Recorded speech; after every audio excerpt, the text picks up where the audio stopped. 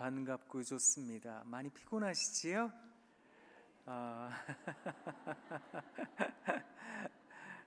저도 피곤합니다. 우리 이 시간 서로 간에 조금 서먹하기도 하겠고 좀 민망하기도 하겠습니다만 우리 서로 같이 좀 인사하도록 하겠습니다. 어떻게 인사하시는가 하면 사랑합니다 라고 인사하시는 겁니다. 같이 인사하겠습니다. 여러분 사랑합니다. 사랑합니다. 서로 다들 친하신가 봐요. 제가 의도한 바는 여러분들끼리 하시려는 게 아니라 저하고 하시자는 거였는데 우리 다시 하도록 하겠습니다. 여러분 사랑합니다. 사랑합니다. 사랑합니다. 사랑합니다. 괜찮으세요? 그러면 이제 앞뒤 옆에 계신 분들과 인사하도록 하겠습니다. 보고 싶었습니다. 보고 싶었습니다. 한 번 더 인사하도록 하겠습니다. 하나님께서 잘해 주실 겁니다. 네. 여러분들에게 제가 읽어드리려고 동시를 하나 들고 왔는데요. 제가 좋아하는 동시 작가 가운데 곽혜룡이라는 아동문학가 선생님 계세요. 이분이 귀뚜라미라는 동시를 쓰셨답니다. 여러분, 귀뚜라미가 왜 귀뚜라미인지 아세요? 한번 들어보세요. 귀뚜라미가 귀뚤 막힌 귀를 뚫어준다. 대모처럼 내 귀에 꽉 박힌 소리 귀뚤 말끔하게 뚫어준다. 우와, 이야. 좋으시지요? 혹시 여러분 살아가시면서 못된 얘기 많이 들으셨어요? 니까짓 게 뭔데, 별것도 아닌 게, 아무짝에도 소용없는 게, 그런 못된 이야기 귀에 못이 박히도록 들으셨는지요? 그것 뚫어내라고 우리 하나님께서 우리들에게 귀뚜라미를 주셨답니다. 우와, 이야. 역시 선생님들이셔서 대단하세요. 지금 잘 따라오고 계신 거죠? 이 대단한 분위기를 이어서 한 편 더 읽어드릴게요. 여러분, 우리 손가락이 대부분 다 10개잖아요. 왜 10개인지 아세요? 한민복이라는 시인이 우리 손가락에 대한 시를 적었답니다. 들어보세요. 손가락이 10개인 것은 어머니 뱃속에서 몇 달 은혜 입나 기억하려는 태아의 노력 때문인지도 모릅니다. 우와, 이야. 좋으시죠? 세상에 우리가 엄마 뱃속에 있을 때 몇 달 은혜 입나 기억하려고 이걸 손꼽아 세었답니다. 1달, 2달, 3달, 4달, 5달, 6달, 7달, 8달, 9달, 10달. 그래서 손가락이 10개인 채로 두 손 꼭 쥐고 세상에 태어나왔다는 겁니다. 우와. 이야. 고마워요. 기분 좋아서 한 편 더 읽어드릴게요. 김기현이라는 시인이 있는데 이분 아동문학가신데 비 오는 날 동시 쓰셨답니다. 한번 들어보세요. 시가 예뻐요.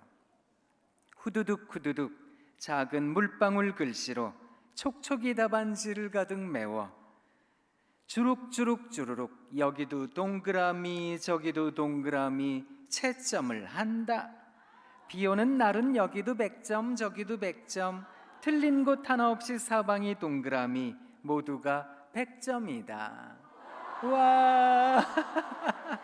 이야, 참 좋지요? 조금만 물이 고여 있어도 하늘에서 빗방울이 떨어지면 빗방울이 떨어진 곳에 파장이 있는데 그 파장이 세모나게 네모나게 이는 게 아니라 동그랗게 왠지 아세요? 우리 하나님께서 지금 말씀하고 계시는 중이랍니다. 야, 너 그 살아가는 인생 괜찮은 거야. 너 동그라미. 야, 너도 그만하면 괜찮은 거야. 너도 100점이지. 너도 동그라미. 야, 너도 잘 지내는 거야. 너도 동그라미. 그래서 사방이 동그라미 모두가 100점이라고 우리 하나님께서 우리들에게 말씀하고 계시는 중이랍니다. 와, 야, 분위기 되게 좋네요. 사랑하는 선생님, 어쩌면 우리가 이 세상을 살아가며 어떤 선생님이 되어야 할까? 영적 부흥을 위한 선생님이라면 어떤 마음가짐으로 세상을 살아가야 될까? 저는 이런 동시를 읽노라면 그런 생각이 문득 듭니다. 우리 하나님 마음을 참 닮은 게 아닐까라는 생각을 합니다. 사실 이 세상을 살아가는 많은 사람들은 그저 5가지 감각을 굉장히 중요하게 여깁니다. 시각, 청각, 미각, 후각, 촉각, 그렇지요? 그러니 눈으로 보는 것마다 좋기를, 귀로 들리는 소식마다 복된 소식이 들리기를, 냄새 맡는 것 좋고 맛보는 것마다 황홀하기를, 만지는 것마다 감촉이 좋기를 우리는 원하고 바라는 사람들 아니겠습니까? 아침부터 열심히 일을 합니다. 왜 열심히 일을 할까요? 내 이 5가지 감각을 채우려고요. 날마다 좋은 소식, 날마다 좋은 일들을 경험하려고요. 우리는 열심히 돈을 벌기도 하고 직장 생활도 합니다. 이 감각을 채우려고요. 그런데 사랑하는 선생님, 우리 예수님을 믿는 사람들에게는 또 다른 감각이 하나가 더 있답니다. 그 다른 감각을 저는 6번째 감각이다 이렇게 말을 하는데요. 이 감각을 우리가 흔히 하는 말로는 신앙입니다. 믿음입니다 라고 말을 합니다. 이 신앙과 믿음을 갖잖아요. 그러면 내 눈으로 바라보이는 세상, 내가 지금 듣고 있는 소식, 이 모든 것들이 완전히 다르게 내게 다가오더라는 겁니다. 그리고 완전히 다른 개념으로 감각이 되거나 지각이 되더라는 겁니다. 우리가 즐겨 부르는 찬송이 있지요. 높은 산이 거친 들이 초막이나 궁궐이나 내 주 예수 모신 곳이 그 어디나 어디라고요? 우리 같이 불러볼까요? 할렐루야 찬양하세 내 모든 죄 사함 받고 주 예수와 동행하니 그 어디나 어디라고요? 하늘나라. 우와, 하나님 여기가 하나님 나라네요. 이야, 하나님 이곳이 하나님의 나라입니다. 그것을 고백할 줄 알더라는 겁니다. 사람들이 와서 뭐라 그러는지 아세요? 요새 뭐 소식 들었어요. 힘들다면서요. 어렵다는 얘기 들었어요. 몸도 안 좋고 사업도 안 된다는 얘기 들었어요. 그런데 예수님 믿는 우리는 뭐라 그러는지 아세요? 괜찮아요. 저 잘 지내고 있어요. 하나님이 잘해주세요. 그것을 고백하더라라는 것입니다. 찬송이 말하는 대로 궁궐에 살면 누군들 천국입니다. 하나님 나라입니다. 못하겠습니까? 그런데 찬송이 시작하는 바는 높은 산이랍니다. 거친 들이랍니다. 초막이랍니다. 그런데 거기에 살면서 하나님 나라입니다 라고 말을 한다고요? 그건 비논리적이며 비상식적인 말입니다. 어쩌면 내가 지금 경험하고 있는 경험은 어렵고 힘든 일일 겁니다. 이걸 도대체 누가 알아? 가슴 아픈 일일 겁니다. 나도 모르게 눈에 눈물 나고 입에 한숨이 터져 나오고요. 나도 모르게 내 가슴에 큰 돌덩이 하나 있는 양 답답함이 느껴지더라는 겁니다. 그러나 그런 인생길 걸어가면서도 뭐라고 고백하는지 아세요? 하나님의 나라입니다. 하나님께서 여기 계세요. 그것을 고백할 줄 알더라는 겁니다. 우리는 이런 사람들을 그리스도인이다, 하나님을 믿는 사람들이다 라고 말을 합니다. 사랑하는 선생님, 우리는 다음 세대를 책임지고 있는 사람들입니다. 다음 세대가 없다면 교회의 미래도 존재하지 않을 겁니다. 당장에 몇 년은, 당장에 1, 20년은 버틸지 몰라도요, 다음 세대가 없다면 3, 40년 뒤의 일을 우리가 어떻게 가늠할 수 있겠습니까? 생각해 보면 우리들이 어떤 마음으로 세상을 살아가는가, 우리가 어떤 자세로 세상을 한 걸음 한 걸음 내딛는가, 그건 무척이나 중요한 일이라는 생각을 합니다. 왜냐고요? 우리 다음 세대를 살리는 길이기 때문에 그렇습니다.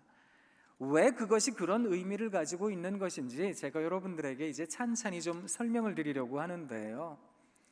사랑하는 선생님, 예수님을 믿는 사람들에게는 또 다른 감각, 믿음, 신앙, 조금 어렵게는 영성이라는 감각이 있습니다. 이 감각을 가지고 세상을 살아가면 바라보이는 것이 완전히 다르고 들리는 게 완전히 다른데요.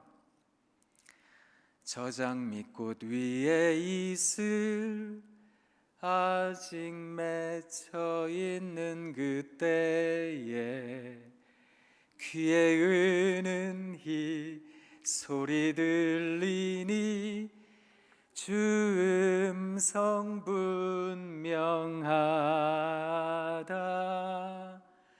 주님 나와 동행을 하면서 나를 친구 삼으셨네. 우리 서로 받은 그 기쁨을 알 사람이 없도다. 이 기쁨을 알 사람이 없다는 겁니다. 너무 힘겨웠어요. 그래서 밤에 잠을 잘 못 잤다고요. 이리 뒤척 저리 뒤척 하다가 새벽에 깼다고요. 그 새벽녘에 아직도 장미꽃 위에 이슬이 사라지지 않은 그때에 가만히 들어보니 하나님께서 내게 말씀을 하시는 것 같더라는 겁니다. 너 힘든데 괜찮다, 괜찮을 거다. 하나님께서 그것을 들려주시는 것 같더라는 겁니다. 그래서 이 기쁨을 도대체 누가 알까요? 이 세상이 알까요? 그거 모를 겁니다. 찬송은 그것을 말하고 있는 겁니다. 사랑하는 선생님, 우리는 이 세상의 환경, 우리가 처해진 여건, 그것에 함몰된 듯 우리 마음을 송두리째 빼앗겨 버려서는 안 되겠습니다. 삶이 무거울지라도 어쩌면 어느 누구도 그리 말하는 사람이 없을 겁니다. 삶이 가볍다고, 너무너무 쉬운 게 인생이라고. 그리 말하는 사람은 존재하지 않잖아요. 흔들리지 않는 실존이 존재하지 않듯이 어렵고 힘든 삶의 발걸음 한 걸음 한 걸음 무겁게 내디디는 인생이 우리네 삶인 것, 우리 모두가 잘 알고 있지 않겠습니까? 그러나 그런 인생길 걸어가면서 우리가 우와 하나님 감사해요, 고맙습니다, 이곳이 하나님의 나라입니다, 그리 고백하는지 아세요? 왜 그렇게 우리가 살아가는지 아세요? 우리 하나님께서 그런 하나님이시기 때문에 그렇다는 겁니다. 우리 하나님께서 첫째 날부터 여섯째 날까지 천지를 지으셨습니다. 천지를 지으신 우리 하나님께서 보시기에 어떠하셨다라고 성경이 기록하고 있습니까? 좋아하셨답니다. 그때 좋아하셨다라고 하는 히브리어 단어는 토브라는 단어입니다. 초등학생들 같기는 하지만 한번 따라해 보도록 하겠습니다. 토브. 자, 이제 이 단어의 뜻을 또 가르쳐 드릴 테니까 이제 말로 따라하지 마시고 이제는 표정으로 한번 따라해 보세요. 두 눈을 할 수 있는 대로 크고 동그랗게 떠보세요. 한번 다 떠보세요. 다 뜨셨어요? 한번 또 보세요. 자, 이제 입도 한번 찢어보세요. 이렇게 이 민망한 얼굴을 가지고 옆에 있는 분을 쳐다보시면서 한번 감탄해 보도록 하겠습니다. 와, 이야. 저보고 하지 마시고 옆에 분 보고 한번 해보세요. 우와.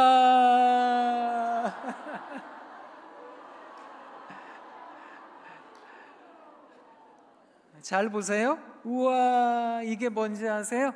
이게 히브리 말로 토브라는 말입니다.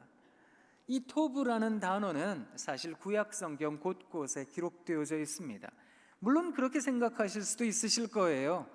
우리 하나님께서 그저 이 땅을 창조하셨을 때, 바로 그때에는 모든 것이 다 아름다웠으니, 그리고 또 이 세상에 있는 모든 것들이 다 보기에 좋았으니, 그러니 다들 토부, 충분히 우와 하실 만하셨겠다. 잠시만요.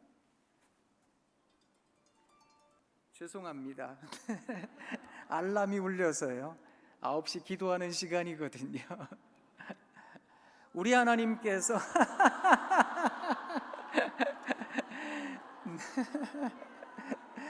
와 감사합니다.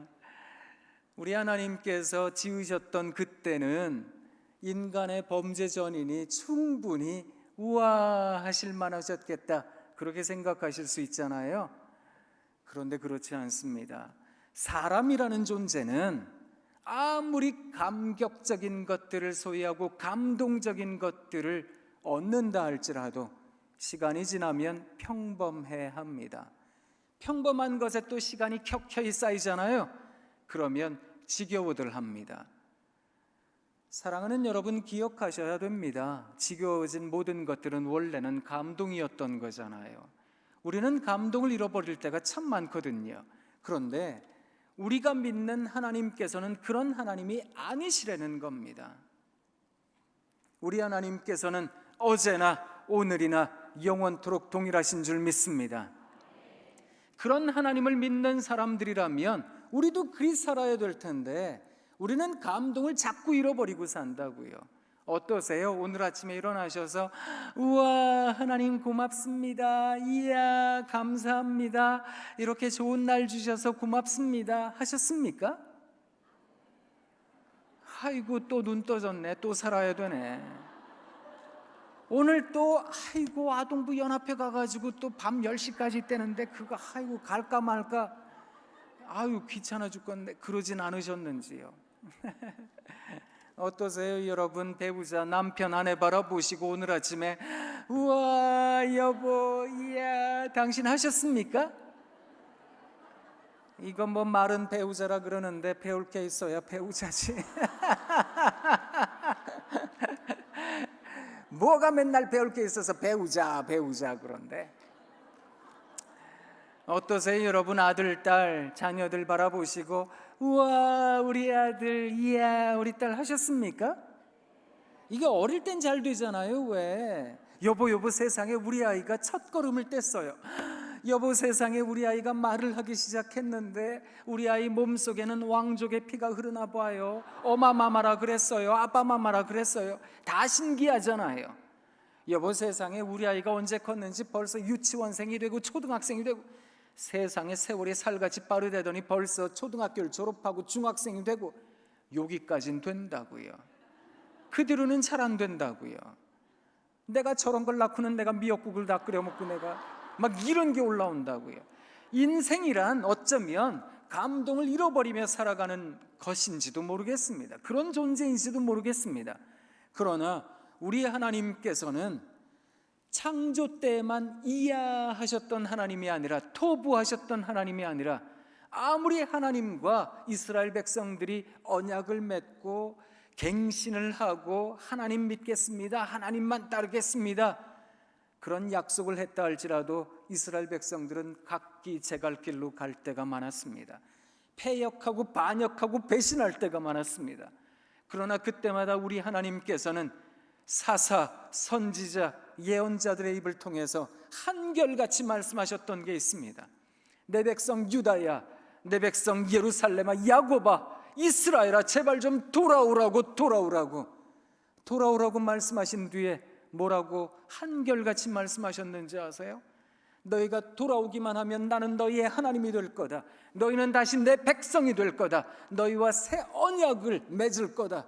그리고 나셔서 하셨던 말씀은 내가 너희를 선대할 거다, 너희를 기뻐할 거다, 너희를 관용할 거다, 안아줄 거다, 업어줄 거다. 다르게 표현했지만 히브리 말로는 모두 다 토브입니다. 우리 하나님께서는 우리에 대해서 우와 하시는 하나님이시라는 겁니다.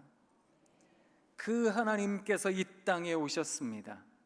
이 땅에 오신 예수 그리스도, 그 예수 그리스도께서 산 위에 올라가셨습니다. 그리고 마태복음 5장부터 7장까지 산상수훈이라, 산상보훈이라 라는 말씀을 우리들에게 들려주셨습니다. 그런데 여러분 나중에 한번 성경 말씀을 찬찬히 들여다보세요. 4장 마지막 부분에 보면 여러 지역에서 예수님께 모여든 사람들이 있었습니다. 이 사람들은 가난하고 병든 사람들이었습니다. 간질했던 사람들이고 문둥병자였고 귀신 들렸던 사람들이었습니다. 이 사람들을 앞에 두고 산 위에 오르신 예수님께서 뭐라고 말씀하셨는지 아세요? 오늘 우리말 성경에는 심령이 가난한 자는 이렇게 시작이 되지만 헬라어 원문에는 단어 하나가 먼저 나옵니다. 이 단어는 마카리오이라는 단어입니다. 이 단어의 뜻이 뭔지 아세요? 이 단어는 강복선언입니다. 여러분은 복된 존재입니다. 복이 있으니 라는 선언을 먼저 하셨던 겁니다. 마카리오이는 blessed, 복되다 라는 선언입니다.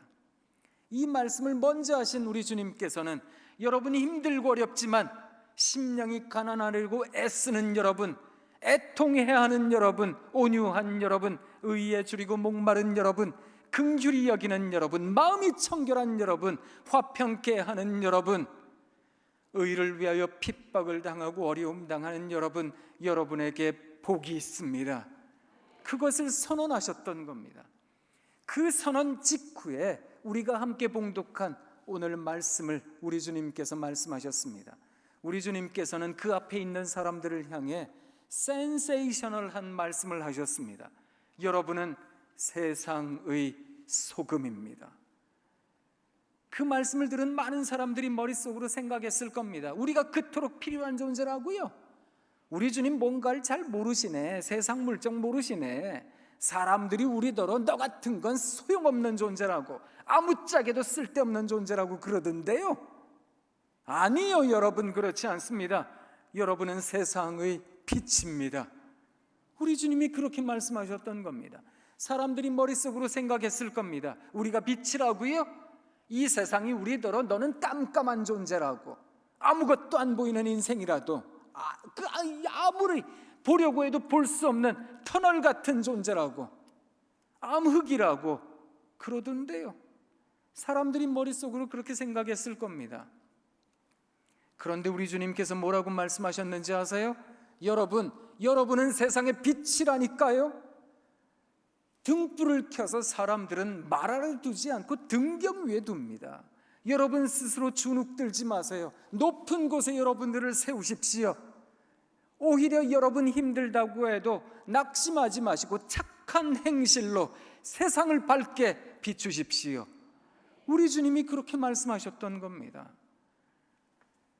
우리 주님께서 다시 하늘로 올라가시며 우리들에게 보혜사 성령님을 약속하셨습니다.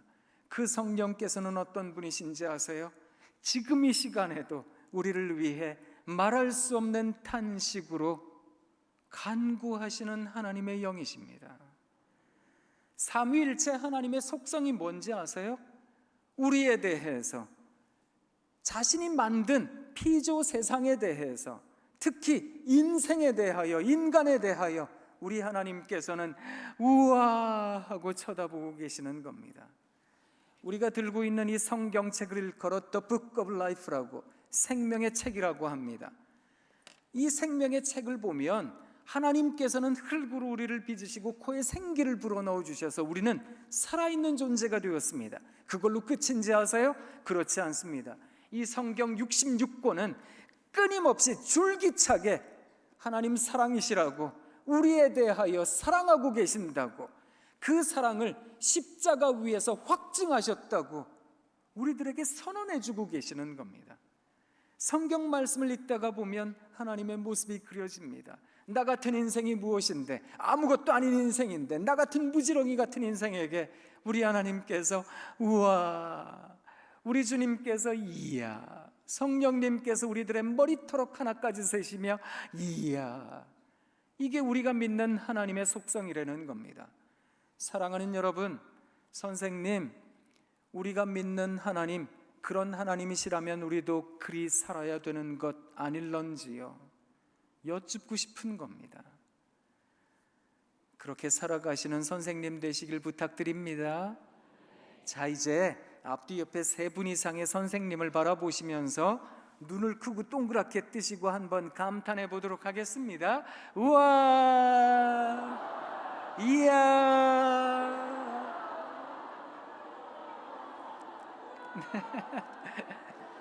우리는 지금 여름 성경학교 교사 강습회에 와 있는데요, 사랑하는 선생님, 여러분 교회에 가셔서 아이들을 바라보시며 우와 하는 것 잊지 말아주세요. 이것이 하나님께서 우리들을 향한 모습이라는 겁니다. 그 모습 하나를 배워가시는 선생님들 되시면 좋겠습니다. 이렇게 누군가를 향해 우와 하잖아요. 그러면 앞에 있는 그 사람이 살아나게 됩니다. 그래서 우리가 성경 말씀을 읽을 때마다 우리가 영으로 느끼는 겁니다. 하나님께서 우리 코에 생기만 불어넣어 주신 게 아니라 우리로 하여금 이 생명을 지속시키고 유지시키기 위해서 말씀 곳곳에, 이 말씀 가운데 우리에 향해서 우와, 이 모습을 보여주고 계시는 거거든요. 그래서 이 성경 말씀을 생명의 책이라고 하는 겁니다. 이게 왜 생명이 되는지 너무너무 간단한데요, 말씀드리겠습니다. 한번 생각해 보세요. 너무너무 살기가 어려워서 힘겨워서 어깨가 축 처져서 집으로 들어가는데 가족들이 나를 보더니 우와, 우리 아버지가 오셨다고, 이야, 우리 어머니가 오셨네요, 우와, 우리 아들이네, 우와, 우리 딸이네. 그러면 한 번 더 살아보자 싶지 않겠습니까? 사람이 그런 존재거든요. 심리학자건 사회학자건 교육학자건 공히 말하는 부분 하나가 있습니다. 사람이라는 존재는 사람과 사람 사이에서 자기를 결정짓기도 하더라는 겁니다. 이게 무슨 말인지 아세요?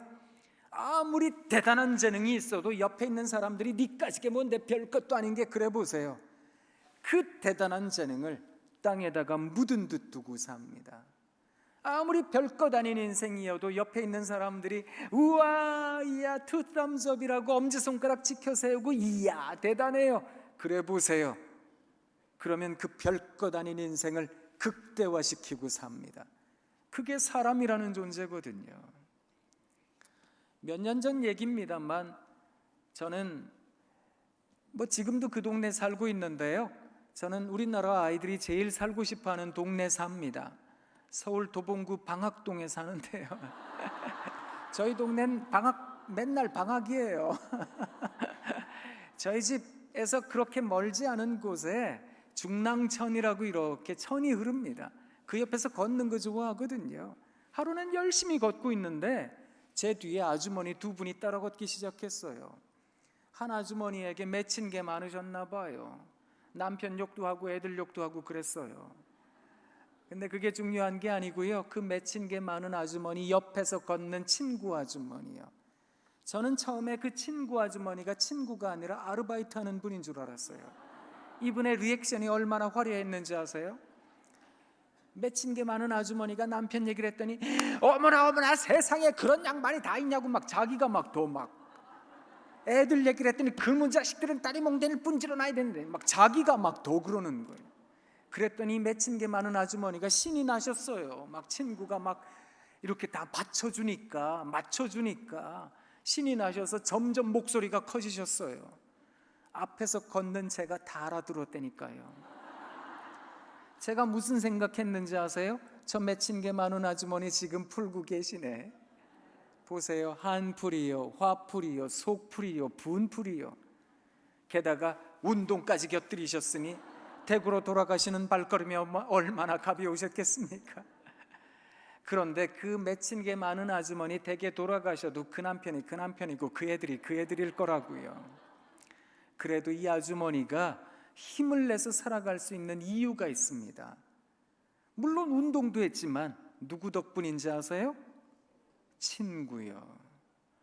그래서 친구라는 게 굉장히 중요한 거거든요. 혹시 선생님 정철이라는 분 아세요? 그 조선시대 때 시조 많이 쓰셨던 정철 그분 말고요. 영어 가르치셨던 정철 선생님 그분도 말고요. 50대 작가 가운데 정철이라는 카피라이터가 있는데 이 사람이 머리를 구하라라는 책을 썼습니다. 거기에 아주 반짝반짝하는 카피라이터니까 광고 문화는 만드는 사람이니까 반짝반짝하는 아이디어가 많은데요. 인생이라는 제하에 글이 있더라고요. 인생 엄청나게 큰 주제잖아요. 그런데 달랑 2줄 적었어요. 인생 친구가 있으세요? 그럼 됐습니다. 이야, 그거 그럴듯하죠? 이만큼 여백을 두고 나서 이분이 거기에다가 뭐라고 적어놨는지 아세요? 친구라는 단어 대신에 인생에 중요하다라고 여기는 돈과 성공을 넣어 문장 만들어 보세요. 만들어져 있더라고요. 인생 돈 좀 버셨습니까? 그럼 됐습니다. 이거 뭐 비아냥거리는 것 같더라고요. 인생 성공하셨습니까? 그럼 됐습니다. 이것도 영 속이 편치 않았습니다. 가만히 보면 돈과 성공 때문에 친구 모른다 할 때도 많았거든요. 친구 따위 필요도 없는 거야 라는 생각할 때도 많았는데요. 생각해 보면 인생이라는 주제에는 친구가 더 어울리나 봅니다. 저희 동네 바로 옆 동네 가면 쌍문동이라고 있어요. 그 쌍문동에 가면 함석헌 선생님 기념관이 있거든요. 함석헌 선생님 시들이 이렇게 걸려있기도 한데 그 중에 이분의 대표적인 시 그 사람을 그대는 가졌는가, 제가 생각나는 대로 대략 말씀드리면 이렇습니다.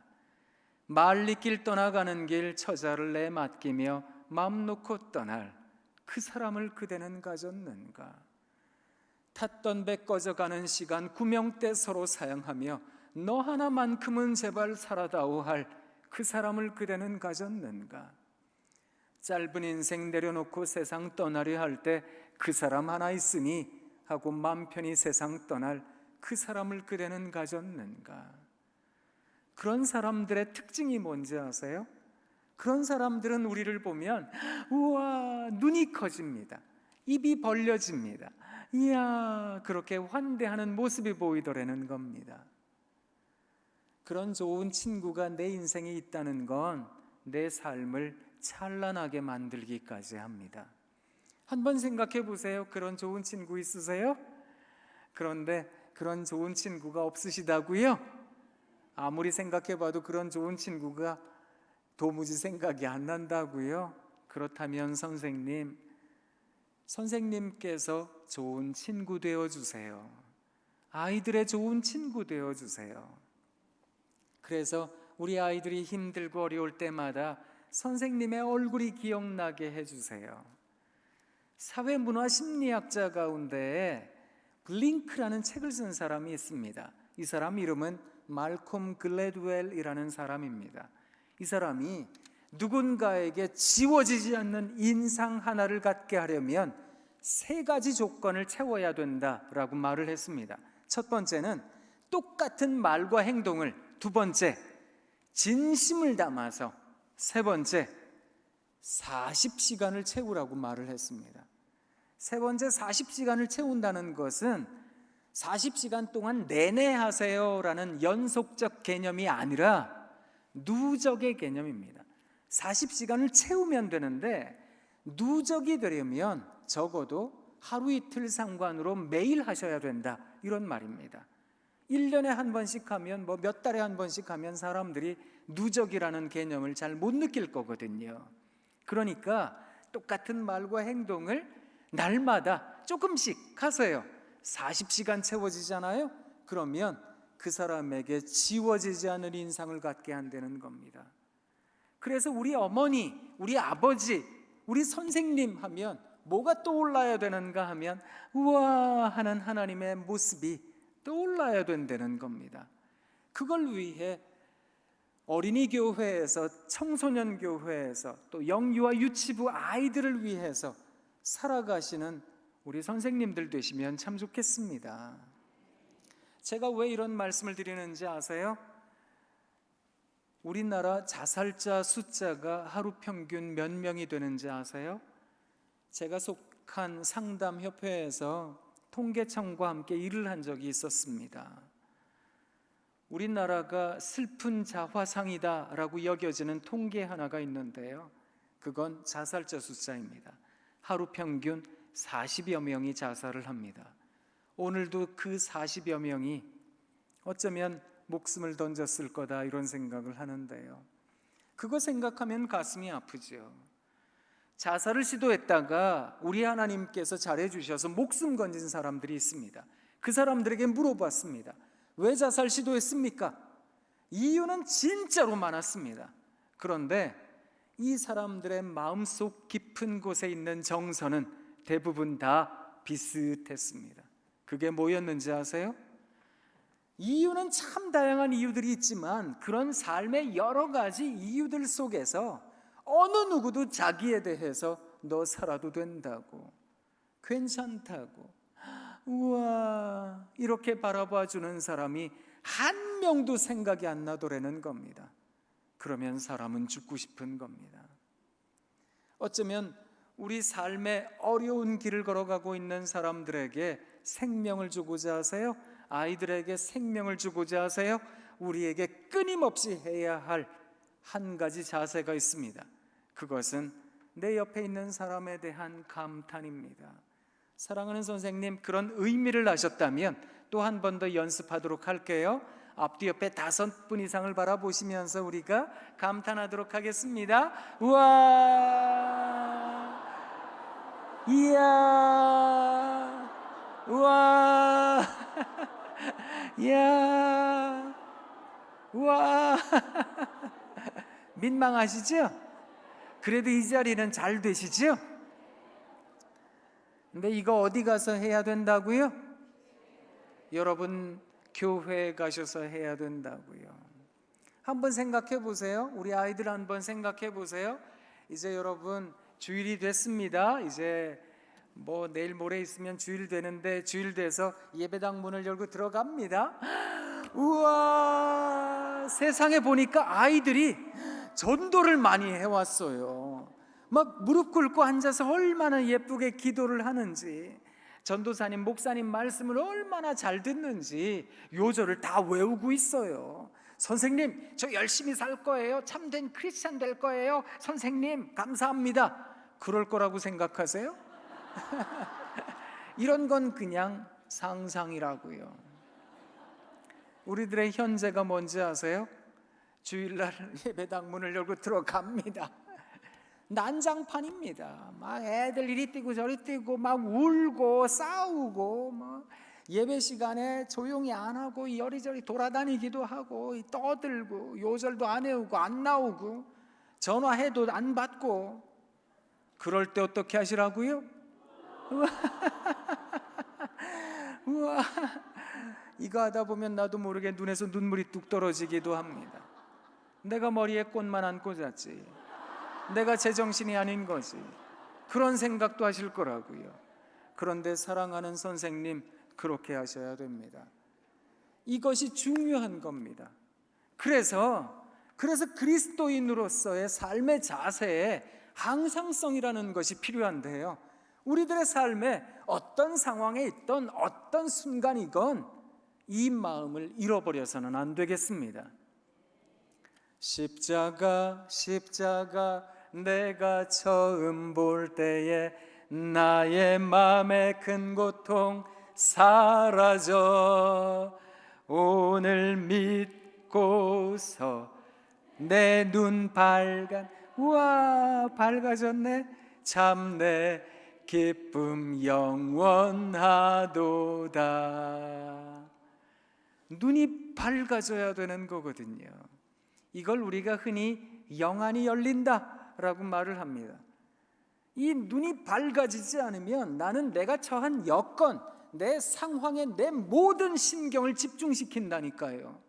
그것이 아니라 하나님을 바라볼 수 있는 신앙, 우리들에게 있는 이 6번째 감각, 이것을 키워내면 내 눈앞에 보여있는 그 상황에 내 마음을 뺏겨버리는 것이 아니라 그 상황 속에, 아니 그 너머에 역사하고 계시는 하나님을 발견하게 되더라는 겁니다.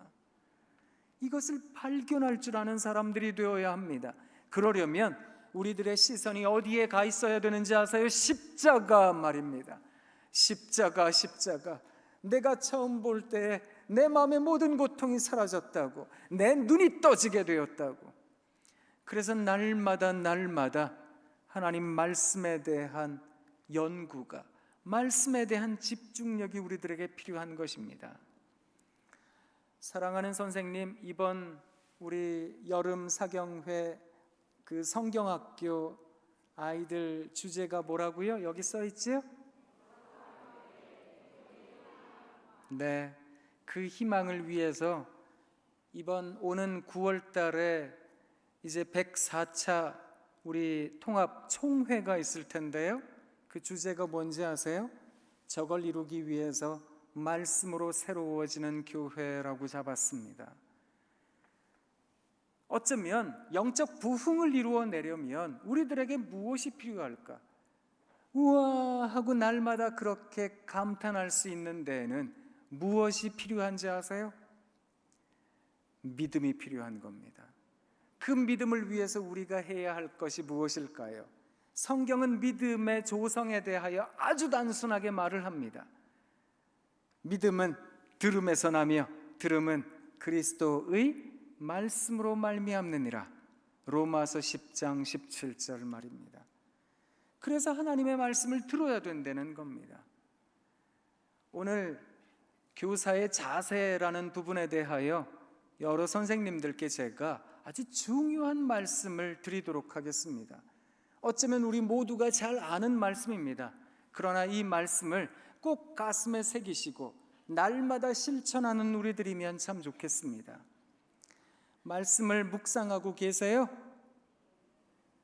말씀을 묵상하시는 선생님들 되시길 부탁드립니다. 그러지 않으면 믿음 갖기가 어렵거든요. 그러지 않으면 우리 아이들에 대하여 우와 하고 만나기가 어렵습니다. 세상을 바라보면서도 이야 하고 그렇게 감탄하기가 어렵습니다. 우리에게 믿음이라는 눈이 없다면, 믿음이라는 귀가 없다면, 믿음이라는 감각이 부재하다면 사실 여러 가지 세상의 여러 가지 힘든 일들만 눈에 보이고 들릴 거거든요. 그러면 감탄할 일이 없다고요. 이것도 불만이고 저것도 불평이고. 그런데 믿음의 눈으로 바라보게 되면 우와 하나님의 역사가 보인답니다. 그러기 위해서 우리들에게 필요한 것은 믿음의 성장입니다. 이 믿음의 성장을 위해서 우리는 날마다 말씀을 읽어야 되겠습니다. 그래서 아침에 혹은 점심에 좋은 시간에 여러분 댁에도 괜찮고요, 직장에도 괜찮고요, 한 귀퉁이에다가 자리를 잡으시고 선언하세요. 하나님, 제가 여기서 하나님 만나겠습니다. 이곳에서 제가 하나님 말씀을 읽겠습니다. 그리고 열심히 읽으시면 좋겠습니다. 마태복음부터 읽으셔도 좋고 창세기부터 읽으셔도 좋고 시편도 좋고 잠언도 좋습니다. 어디가 되었건 그 말씀을 읽어내려 가세요. 그런데 한 가지, 읽으실 때 눈으로 읽지 마시고 입으로 읽으시면 좋겠습니다. 왠지 아세요? 말씀을 곧이곧대로 한번 들어보시면 좋겠습니다. 믿음은 들음에서 나기 때문입니다. 그렇기 때문에 이 말씀을 듣기 위해서 내가 입으로 낭송하는 게 필요한 겁니다. 그런데 낭송을 크게 하면 옆에 있는 사람들이 다 어려워지니까 내 귀에 들릴 정도로만 조분조분하게 얘기하세요. 그러면 하나님의 말씀을 여러분 귀로 듣게 되시는 겁니다. 이렇게 하나님 말씀을 낭송하세요. 그러다가 좋은 말씀이 있잖아요. 그러면 그 좋은 말씀을 또 읽고 또 읽고 또 읽으세요. 이것을 뭐라고 표현하는가 하면 암송이라고 말을 합니다. 하나님의 말씀을 그냥 읽지 마시고 암송하는 게 필요합니다. 사실 이 말씀 암송은 한국교회 성장과 부흥을 이뤄낸 겁니다. 아까 우리가 주제 강의를 통해서 이 목사님 통해서 우리가 3.1운동에 대한 의미를 발견하기도 했는데요. 사랑하는 여러분, 선생님, 3.1운동은 세계사적으로 유례가 없는 운동이잖아요. 이 운동은 비폭력, 무저항, 평화를 표방했다고요. 그런데 이 3.1운동 당시에 일본군 통계에 의하면 약 9,500여 명이 죽임당했어요. 4만여 명이 옥에 갇혔어요. 고문당했다고요. 그렇게 많은 사람들이 잡혀가고 죽임당했지만 폭력이 일어나지 않았습니다. 무저항, 평화운동을 표방했거든요. 왜 그렇게 된 것일까? 학자들이 많이 연구했어요.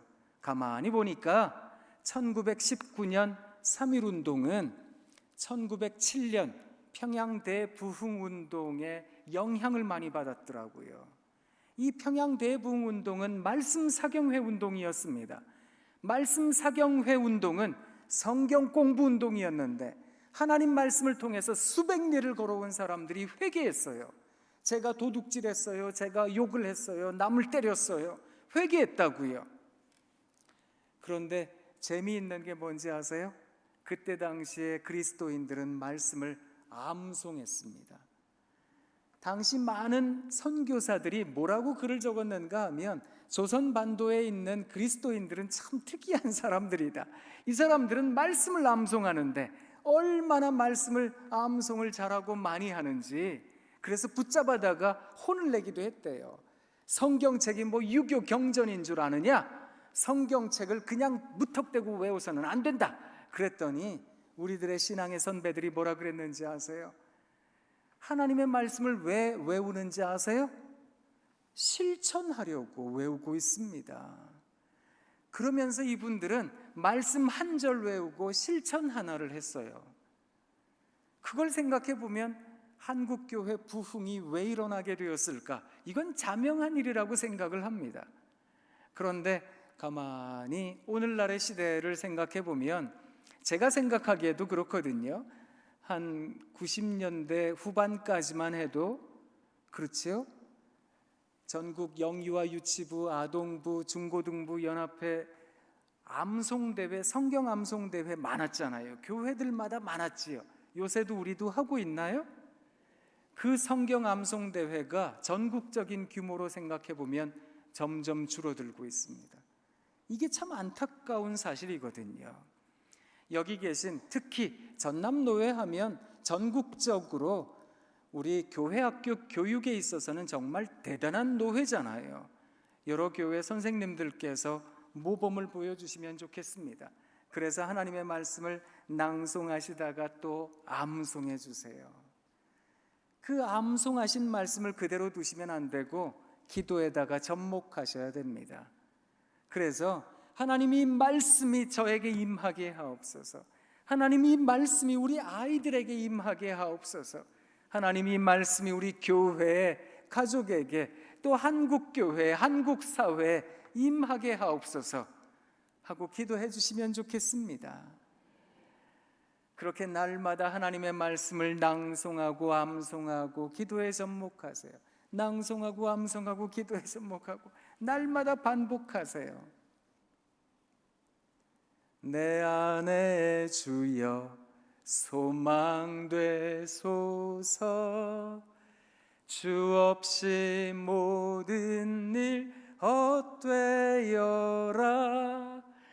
밤에나 낮에나 주님 생각.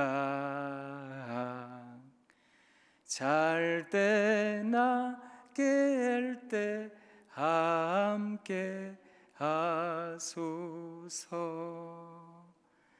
사랑하는 선생님, 하나님 말씀을 낭송하고 암송하고 기도에 접목하시는데 하루 한 번만 하지 마세요. 시시때때로 하셔야 됩니다.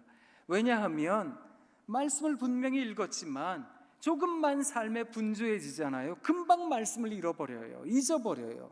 그냥 나 좋아하는 일 하고 살더라고요. 그래서 제가 맞춰놓은 것처럼 여러분도 알람 맞춰두세요. 저는 오전에 3개, 오후에 3개, 저녁 때 3개, 자기 전에 하나 맞춰놓거든요. 왜냐고요? 저는 좀 덜 떨어진 인생이어서 자꾸 잊어버려요. 아침에 묵상한 말씀 자꾸 잊어버리더라고요. 왠지 아세요? 마귀는 우는 사자처럼 삼킬 자를 찾으며 두루다니고 있습니다. 우리가 무너지지 않기 위해서는 언제나 말씀에 붙잡힌 바 된 삶을 살아야 됩니다. 그러면 그 말씀을 낭송하고 암송하고 묵상하는 삶이 우리들에게 무엇을 가져다 주는지 아세요? 이 삶은 우리들에게 말씀이 되는 놀라운 경험을 하게 됩니다. 이게 무슨 말인가 하면 우리 예수님께서 성령에 이끌린 바에 의해서 광야로 가셨잖아요. 그곳에서 시험을 당하셨습니다. 3가지 시험을 당하셨는데 이 시험에 대해서는 누가복음 4장에 자세하게 기록되어져 있습니다. 마귀가 시험할 때마다 우리 주님께서는 무엇으로 이겨내셨습니까? 말씀으로 이겨내셨던 겁니다. 그래서 말씀이 우리들의 삶에 있어서 중요한 기본이 되어야 됩니다. 한번 생각해 보세요. 왜 기도 열심히 하시는 권사님들이 주방 봉사하고 막 이렇게 쟁반 같은 거 들고 다니시다가 툭 떨어뜨리면 뭐라 그러세요? 아이고 주여, 아이고 아버지, 아이고 하나님 그러시잖아요. 근데 여러분 이게 쉽게 나오는 기도 같으세요? 그렇지 않습니다. 이 기도를 하기까지는 숱한 기도가 필요한 겁니다. 이 짧은 기도가 가능하다는 것은 삶이 나를 쿡 쳤을 때, 힘든 일이 왔을 때 기도가 나온다는 뜻이거든요. 대부분 이게 들고 가다가 툭 떨어뜨리면 뭐라 그러는지 아세요? 에이씨 재수 없다고, 또 아이고 또 짜증 난다고 그런 얘기 한다고요. 그런데 날마다 기도하셔야 돼요. 이게 우리들에게 있어서 삶의 습관이 되어야 된다고요. 어려운 일이 오면 휴대전화 찾아요. 왜 찾는지 아세요? 나 도와줄 사람 누가 있을까? 전화번호부터 찾아요. 힘든 일이 있으면 통장 잔고부터 찾아요.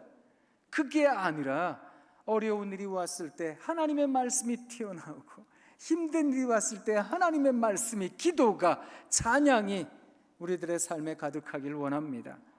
이것을 믿음이라고 하는 겁니다. 삶의 모든 순간에 하나님께서 먼저 생각이 나는 것, 내 삶의 환경에 우리 주님께서 먼저 눈에 보이는 것, 그것을 믿음이라고 합니다. 이 믿음을 가지고 있는 사람들은 뭐라고 고백하는지 아세요? 여기가 하나님의 나라입니다. 이곳이 천국입니다. 우와, 이야, 이렇게 고백한다는 겁니다. 선생님, 그러니 다시 한 번 더 제가 높아심에 이미 그렇게들 살아가고 계실 테지만, 우리 가운데는 성경을 수십독 하신 선생님도 계시고 필사하고 계시는 선생님도 계실 테지만, 여러분 한 번 더 그저 외람되지만 권면드리고 싶습니다. 꼭 하나님의 말씀을 묵상하세요. 말씀을 낭송하시고 암송하시고 기도에 접목하세요. 그런 삶을 쭉 살아가다가 보면 우리 삶에 힘든 일이 올 때마다 하나님께서 우리 눈에 먼저 들어와요. 그러면 우리 마음 가운데 세상이 주지 못하는 평안이 가득하게 됩니다. 이 세상이 주는 평화는 어쩌면 찰나적입니다. 왜냐고요? 영속적이거나 지속되는 개념이 아니기 때문에 그렇습니다. 또 채워야 하고 또 채워야 되는 것들입니다. 그러나 하나님께서 우리들에게 주시는 평화는 자족의 은혜가 있습니다. 하나님 이만하면 되었어요. 고맙습니다. 이것을 고백할 줄 알더라는 겁니다. 그래서 믿음으로 살아가기로 작정한 우리 선생님들, 옆에 있는 분들 바라보시면서 또 한 번 더 감탄해 보도록 하겠습니다. 우와, 이야, 우와.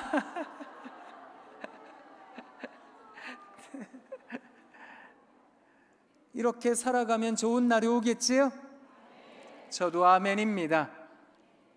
그러면 언제쯤 우와 하면 우리 주일학교 영유아 유치 아이들, 유년부 초등부 아이들, 또 청소년 애들, 이 애들이 언제쯤이면 다 깨달아 아는 날이 올까요?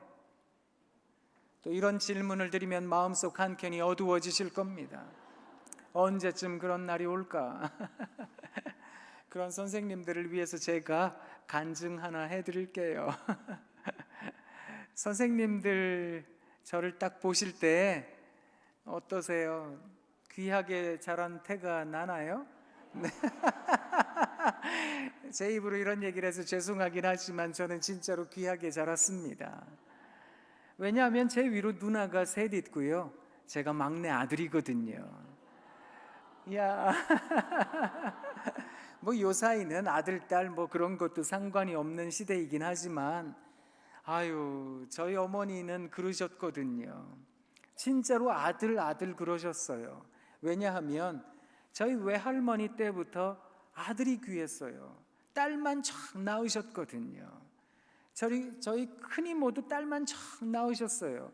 딸만 쫙 낳다가 이모들이 그러다가 저희 어머니 바로 밑에 동생 이모가 아들을 낳았어요. 저희 외할머니가 춤을 추면서 잔치를 했대요. 저희 어머니가 얼마나 속상하셨는지. 저희 어머니는 계속 딸 낳고 있었는데, 그러다가 제가 태어났으니 세상을 다 가진 것 같으셨대요. 죄송해요, 이런 얘기를 드려서. 왜 예전에 그랬잖아요. 다들 아시겠습니다만 그 열대 과일이 귀했잖아요. 제가 어렸을 때도 그랬거든요. 파인애플 이런 건 상상도 못했고요. 바나나, 행여 그 귀한 바나나가 저희 집에 들어오면 온전한 바나나 하나를 저희 아버님이 잡수셨어요. 가장이시니까 가부장제가 철저했거든요. 또 온전한 하나를 제가 먹었습니다. 아들이니까 나머지 하나를 가지고 어머니와 저희 누나들이 나눠 먹었어요. 저는 어려서부터 바나나 좀 먹고 살았거든요. 근데 저희 집은 되게 가난했어요. 왜냐하면 저희 아버님께서 목회를 하셨거든요. 저희 아버님 목사님이셨는데요, 지금도 생존해 계세요. 80 중반이신데요, 저희 아버님 젊으셔서 FM대로 하셨어요. 교회 개척하셨어요. 그러고 다니셨거든요. 천막교회부터 해서 이제 왜 예배당 지을 때 흙으로 벽돌을 찧었잖아요, 예전에. 그리고 나서 이렇게 마루를 깔았어요. 그리고 왜 일본 사람들이 자부동 하는 그 방석이요, 예전에 왜 자부동 깐다 그랬잖아요. 그 방석 쭉 깔고 조금 지낼만 하면 저희 아버님께서 짐 싸라 그러셨어요. 그러면 또 다른 마을로 가요. 거기 가가지고 또 천막부터 해가지고 예배당 짓고 괜찮아지면 야, 짐 싸라 그러셨다고요. 분명히 처음에 소도 있었어요. 그 소가 우리 집 이사를 이렇게 끌고 다녔거든요. 그런데 그 소도 팔아먹고 없었는지 나중엔 리어카를 끌고 다니셨어요. 저희 어머니가 먹을 게 없으니까, 저희 고향은 충청도거든요. 보은입니다. 충북 보은인데요, 저희 아버님 목회하신다고 막 이곳저곳 다니고 계셨으니까 저희 어머니가 누나들이야 잃어버리든 말든 이 귀한 아들 잃어버리면 안 된다고 제 손을 붙잡고 큰아버지 집에 갔어요. 제가 어렸을 때 그 시외버스가, 아이고 그게 진짜 힘이 없었어요. 기억나는 게, 언덕에 올라가다가 멈췄으면 어른들이 내려서 밀었거든요. 그런 버스를 타고 여러 시간을 갔어요. 가가지고 큰 집에 가서 쌀 좀 주세요 했는데 저희 어머니가 쫓겨나셨어요. 울면서 집으로 오던 모습이 제 눈에 있거든요. 제 기억에 있거든요. 집에 오셔서 저희 어머니가 쌀이 없어요 그러면 저희 아버지가 부르셨던 찬송이 있어요. 아유, 지금도 듣기 싫은 그 찬송이요. 이 세상이 즐기는 재물로는 네 근심과 걱정을 못 면하리. 또 숨질 때 위로도 못 얻으며 저 천국에 갈 길도 못 찾으리. 어렸던 제가 무슨 생각했는지 아세요? 그거 못 찾아도 되는데 그 생각했어요. 아유, 저희 아버님은 이게 워낙에 고든 분이라 성경 가방만 들면 뒤를 안 돌아보셨거든요. 어디 목사가 손에 성경 가방을 들고 뒤를 돌아보느냐? 그래서 집을 안 돌보셨다고요. 짐 싸라! 성경 가방 들고 바깥에 나가 서 계셨어요. 그럼 저희 어머니가 막 산더미처럼 짐을 싸요. 저희 아버지 30-40m 앞에 걸어가시고 저희 어머니가 산더미 같은 짐을 끌고 리어카를 끌고 가셨어요. 저희 누나들은 뒤에서 밀고 갔어요. 전 그 위에 타고 갔어요. 죄송해요. 저는 진짜로 귀하게 자랐어요. 진짜로 죄송한데요. 제가 그때는 철이 없었어요. 그때 내려서 저도 밀었어야 되는데 지금은 더 이상 그렇게 안 살거든요. 이 귀하게 자란 아들이요, 초등학교 저학년 때 소풍을 가는데, 뭐 초등학교 저학년생들 소풍 가봤자 학교 뒷동산 가는 거잖아요. 가가지고 나름대로 잘 놀아야 되는데, 그러려면 점심시간에 그 하이라이트 있잖아요. 소풍의 하이라이트는 물론 보물찾기 이런 것도 있지만 점심시간에 먹는 그 맛있는 김밥, 특정 상표를 얘기해서 죄송하긴 하지만 지금도 파는 그 시원한 칠성 사이다, 그런 걸 먹어야 되는데 저희 어머니가 못 해주신다 그랬어요. 저는 안 해주시는 줄 알았어요. 신경질을 내고 그냥 갔거든요. 학교 뒷동산 가가지고 나름대로 그냥 소풍 갔으니까 잘 놀고 있었어요. 그런데 저희 어머니가 점심시간에 나타나셨어요. 이 귀한 아들 굶을까봐 집에서 먹던 밥과 반찬을 소쿠리에 이고 몸빼 바지를 입고 그냥 오기 뭐하니까 김치전을 해가지고 선생님 자식이 한다고 이걸 이고 와가지고 제 이름을 부르고 다니셨어요. 상어가. 아이고, 정말 이 못난 아들이었지만 이 아들에 대한 환호가 얼마나 대단하셨는지. 아까 유일교회 우리 담임 목사님 축도해 주셨잖아요. 아까 저녁 식사를 같이 했거든요. 어머니께서 전화하셨더라고요. 아들 목소리 듣자 이러고서 이제 전화를 하셨더라고요. 그 연세에도 전화를 하셔서 아들 목소리 듣고 싶어 하시잖아요. 저희 어머니도 그러셨거든요. 이 아들이 뭐가 되건 어떤 일을 하건 간에 우와 막 그러셨거든요. 몇 년 전에 제가 왜 이 말씀을 여러분들에게 드리는가 하면 이거 말씀드리려고요. 저희 애가 대학에 다 떨어졌어요. 몇 년 전에. 지금은 대학교 4학년인데요.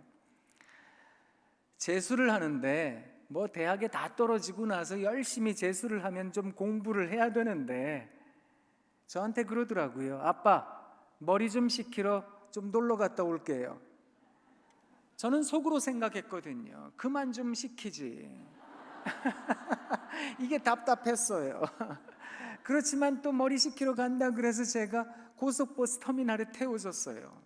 고속버스 터미널에 태워줬는데 그날따라 저희 어머니가 이 못난 아들에게 해주셨던 환호가 생각이 났어요. 그래서 저도 저희 아들에게 그걸 해주려고 그 차를 주차장에다가 대고 이제 이만큼 왜 고속버스가 높잖아요, 창이. 그 창가에 앉아 있는데 제가 뭐 용돈도 주고 먹을 것도 싸서 올려줬거든요. 바깥에서 제가 보고 있는데 열심히 한번 환송을 해줘야 되겠다 싶어가지고요, 제가 바깥에서 미친 듯이 손을 흔들었어요. 막 이야 잘 갔다 와라, 우와 우와. 바깥에서 미친 듯이 손을 흔들었어요. 그랬더니 저희 애가 숨었어요. 그리고 얘가 안 나타났어요. 시간이 돼가지고 버스가 움직이기 시작했어요. 막 그리고 후진을 해서 저렇게 돌아서 플랫폼을 코너를 돌아서 가는데 안 나타났어요, 얘가. 그때 제가 누구 생각이 났는지 아세요? 그게 한참 지난 그 어머니 생각이 났어요. 저희 어머니가 소쿠리이고 상어가 제가 얼마나 창피했는지 여기도 숨고 저기도 도망다니고 그랬거든요. 집으로 돌아오는 내내 운전하면서 무슨 생각했는지 아세요? 사랑은 언제쯤 알아지는 것일까? 사랑은 언제쯤 누군가를 깨닫게 하는 것일까? 그거요, 좋기 수십 년 걸리는 거다, 그 생각했거든요. 그리고 나서 깨닫게 된 게 있습니다. 사랑하는 선생님, 교육을 일컬어 100년지 대계라고 하더라고요. 100년의 계획이 있어야 할 만큼 치밀하고 꼼꼼해야 됩니다. 그 말이기도 하지만 말 그대로 100년 걸립니다, 그 말이기도 합니다. 어쩌면 선생님이 된다는 것을 생각해 보면 우리 안에 이 긴 세월을 견뎌야 된다는 생각을 잘 못하시는 것 같아요. 그래서 해마다 연초가 되면 우리가 막 힘을 내잖아요. 우리 반은 어떻게 하든지 내가 배가 부흥시키리라, 우리 반 아이들 정말 열심히 해보리라, 그런 선생님들이셨잖아요. 그리고 3월, 4월, 5월 이렇게 쭉 지내다 보면서 마음속으로 지금 조금 흔들리는 분들이 계실 거예요. 이게 생각대로 잘 안 되네, 그런 마음 갖게 된 선생님도 계실 겁니다. 그러면 선생님들이 주로 이제 여름 사역을 떠올리시거든요. 여름 성경학교, 수련회 이런 거 갔다 오면 우리 아이들이 변화될 거야, 그런 귀한 마음을 갖고 이 자리에도 오신 거잖아요. 그런데 선생님, 제가 저주하는 건 아니고요. 지내보세요. 그 애들이 그 애들이고 별로 바뀌는 것도 없고 그러네, 그런 마음 갖게 되실 수도 있어요. 그러면 선생님들이 가을쯤 되잖아요. 그러면 무슨 생각하는지 아세요? 스산한 바람이 불고 낙엽이 떨어지고 그러면 자기를 들여다봐요. 누가 누굴 가르친대, 나나 잘 살아야 되는데. 그러면서 이제 추운 날이 오면 마음에 다짐을 하기 시작해요. 전도사님, 목사님 찾아가서 내년엔 교사 못한다고 해야 되겠다. 그럼 난 뭐 할까? 찬양대 할까? 뭐 하지? 주방 봉사해야 되나? 뭐 하지? 그 생각들 하신다고요. 근데 선생님, 지금 이 한 해에 모든 것을 하시려고 하시면 안 됩니다. 내가 씨도 뿌리고 거름도 주고 김도 메고 잡초도 뽑고 그리고 나서 내가 거두기까지 하고 1년을 그렇게 쓰신다면 선생님 지금 너무나 마음이 분주하실 겁니다. 근데 우리가 교육 정책에 대하여도 사실은 마음 안타까움이 있잖아요. 정권이 바뀔 때마다 교육부 장관이 바뀌고요. 그러다 보니까 교육 정책이 바뀌고요. 물론 그것이 순기능을 할 때도 있지만 이게 워낙에 자주 바뀌다 보니까 거기에 대하여 학부모들이나 학생들이나 어려움 갖는 현실이잖아요. 교육이라는 것은 어쩌면 정부나 정권이 바뀌는 것과 상관없이 어떤 일관성이라는 게 있어야 될 텐데요. 우리는 사실 대학 보내고자 하는 교육하는 사람들이 아니라 하나님 나라 백성 만들자는 기독교 교육하는 사람들이잖아요. 그렇다면 우리 마음 가운데 큰 다짐 하나가 있으셔야 됩니다. 하나님, 저는 올 한 해 씨만 뿌리겠습니다. 하나님, 저는 올 한 해 거름만 주겠습니다. 그래도 괜찮습니다. 아니, 앞으로 여러분 교사 생활 10년, 20년을 나는 계속 씨만 뿌렸던 사람입니다. 나는 거름만 줬어요. 그래도 괜찮습니다, 선생님. 바알에게 무릎 꿇지 않은 7천인을 남겨두신 하나님께서 또 다른 선생님, 또 다른 선생님을 만나게 하실 겁니다. 그 선생님께서 어쩌면 우리가 뿌린 씨앗으로 거두실런지도 모르겠습니다. 그러면 그 선생님을 보고 부러워하지 않으셔도 돼요. 왠지 아세요? 하나님께서 여러분들께도 똑같이 착하고 충성된 종이라고 말씀하실 것이기 때문에 그렇습니다. 2달란트 받은 사람이 2달란트를 남겼고요, 5달란트 받은 사람이 5달란트를 남겼습니다. 이 말은 2달란트 받은 사람이 1달란트를 땅에다가 묻어두고 1달란트 가지고 2달란트 만들었다는 말이 아닙니다. 5달란트 가진 사람이 2달란트를 땅에다가 묻어두고 3달란트 가지고 5달란트 만들었다는 게 아닙니다. 다 활용했다는 뜻입니다. 어쩌면 저 선생님은 나보다 더 많은 재능이 있어, 저 선생님은 나보다 더 훌륭해, 그럴 수 있어요. 그런데 나는 내 꽃대에 어울리는 꽃을 피우면 되는 겁니다. 사랑하는 여러분, 여러분에게 상처가 있다고요? 괜찮아요. 그걸 높이 드세요. 아픔이 있다고요? 그것도 높이 드세요. 그래서 누군가를 위해 빛이 되어주시면 좋겠습니다. 제가 좋아하는 홍윤숙 선생님 돌아가셨는데요, 몇 해 전에 80 중반까지 시를 쓰셨어요. 이분이 쓰셨던 마지막 시집이 그 소식입니다. 그 소식이라는 시집의 마지막 부분에 보면 수필이 적혀 있는데 고통에 대한 수필이 적혀 있습니다. 꽤나 어렵게 적혀 있습니다. 그래서 월간 문학 잡지의 기자가 가서 물어봤어요. 선생님, 글이 너무 어려운데 한마디로 좀 말씀해 주세요. 이분이 뭐라 그러셨는지 아세요? 그거요, 고통 네 덕에 여태 살았다는 거예요. 그 얘기 하셨어요. 왜 그 말씀하셨는지 아세요? 가난이 너무 힘들었대요. 그런데 그 가난 덕에 나보다 더 가난한 사람 찾아가 내 가난한 지갑을 열어줄 줄 알게 되었대요. 몸이 너무 많이 아프셨대요. 그래서 그 고통 때문에 나보다 더 아픈 사람 찾아가 살뜰히 보살필 줄 알게 되었답니다. 선생님, 어쩌면 마음 가운데 상처도 있고 힘든 부분도 있고 어려운 부분도 있으실 겁니다. 그걸 어둠이라고 이야기하지 마세요. 아무짝에도 소용없는 거라고 말씀하지 마세요. 이거 소금입니다, 빛입니다 라고 말씀해 주신 분이 우리 주 예수 그리스도입니다. 그러니 여러분이 가지고 있는 것을 높이 드세요. 그래서 아이들을 위하여 나눠주고 빛이 되어주고 소금이 되어주시면 좋겠습니다. 그래서 내 어려운 삶에도 우리 아이들 만날 때마다 우와, 이야, 많이 늦었지요? 언제 끝나는 거야 도대체? 10시까지라고 적혀 있잖아요. 이제 다 끝났어요. 그런데 이제 여러분 댁에 돌아가시죠? 댁에 들어가실 때 문을 열고 들어갑니다. 어떻게 하시라고요? 와.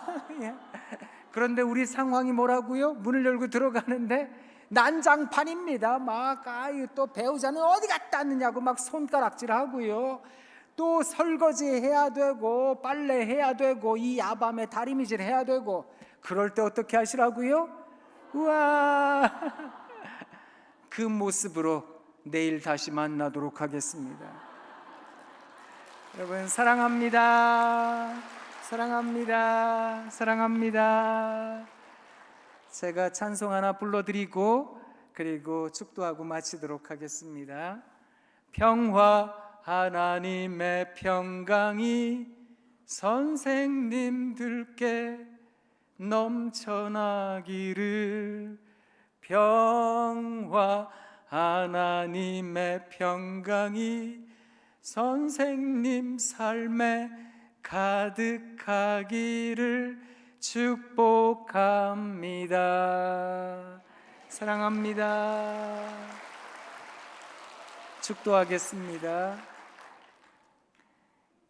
어려운 삶이지만 우와 하고 살아가기로 작정한 선생님들 위해 우리 주 예수 그리스도의 은혜와 아버지 하나님의 다함 없으신 사랑하심과 성령님의 교제하심의 은혜가 이제와 영원히 함께 하시기를 간절히 축원하옵나이다. 아멘.